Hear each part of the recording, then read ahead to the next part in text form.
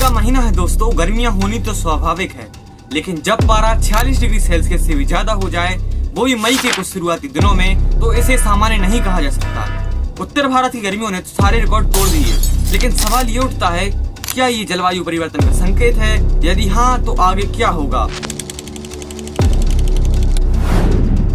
नमस्कार दोस्तों, मेरा नाम है अनूप कुशवाहा और आज हम बात करेंगे भारत में बढ़ती गर्मी की और इसके पीछे खतरे की। 2025 की गर्मियों ने उत्तर भारत के कई राज्यों में पिछले 10 साल के रिकॉर्ड तोड़ दिए।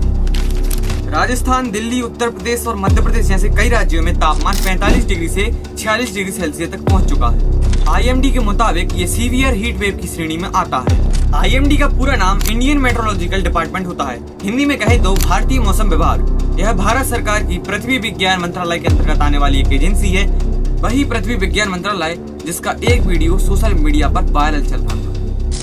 अरे चाचा, वो मूत्रालय नहीं मंत्रालय लिखा है। हेलो। लेकिन ये तो ही फिलहाल मजाक की बात, जो देश में मौसम और जलवायु से संबंधित गतिविधियों की निगरानी और पूर्वानुमान का कार्य करती है। 2022 में दिल्ली का अधिकतम तापमान था 43.5 डिग्री सेल्सियस और 2024 में 44.2 डिग्री सेल्सियस और 2025 में 46 डिग्री सेल्सियस, वो भी महीने के कुछ शुरुआती दिनों में। तो क्या ये बस एक मौसम की एक्सेप्शन है या कोई एक नया पैटर्न बनता जा रहा है? गर्मी बढ़ने के पीछे कई कारण हैं, लेकिन सबसे बड़ा कारण है मानव जनित जलवायु। जब हम जंगल काटते हैं और गाड़ियों से, फैक्ट्रियों से जो CO2 छोड़ते हैं, वो धरती के तापमान को बढ़ाती हैं। ग्लोबल वार्मिंग का अर्थ क्या है? औसतन धरती का तापमान हर दशक 0.2 डिग्री सेल्सियस से बढ़ रहा है। भारत जैसे देशों में इसका असर ज्यादा दिखाई देता है, क्योंकि यहाँ जनसंख्या घनत्व, शहरीकरण और संसाधनों की कमी है।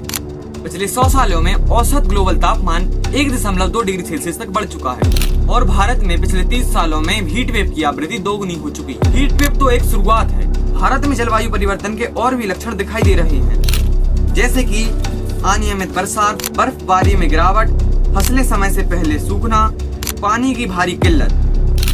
उत्तराखंड के ग्लेशियर तेजी से पिघल रहे हैं। पंजाब में गेहूं की फसल का उत्पादन इस साल 15% कम हो चुका है। मध्य प्रदेश के कई गांवों में अप्रैल में ही पानी टैंकर से लाया जा रहा है। इसका सबसे ज्यादा असर पड़ता है आम लोगों पर, मजदूरों पर, किसानों पर और बच्चों पर।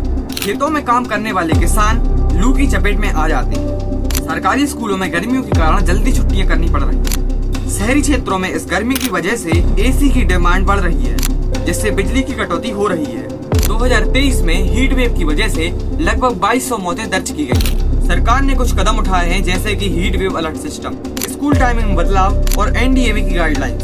NDMA का full form national disaster management authority, जिसे हिंदी में कहें तो राष्ट्रीय आपदा प्रबंधक प्राधिकरण। भारत ने 2070 तक अपने उत्सर्जक को 0 तक कम करने का वादा किया है। पिछले वर्ष भारत ने ये भी संकल्प लिया है कि भारत 2070 तक नेट जीरो का लक्ष्य हासिल करेगा। लेकिन हर राज्य, हर विभाग और नागरिक जब तक जलवायु को प्राथमिकता नहीं देंगे, तब तक बदलाव मुश्किल है। लेकिन अब सवाल ये है कि आखिर समाधान क्या है? ज्यादा से ज्यादा पेड़ लगाएं, सोलर एनर्जी का इस्तेमाल करें, पानी का संरक्षण करें।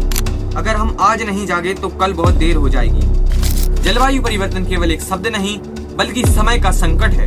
गर्मियां एक मौसम नहीं, बल्कि गर्मियां चेतावनी भी है। लेकिन अब समय है सवाल पूछने का और जवाब खोजने का। अगर आपको ये वीडियो थोड़ा सा भी अच्छा लगा हो तो वीडियो को लाइक करें, चैनल को सब्सक्राइब करें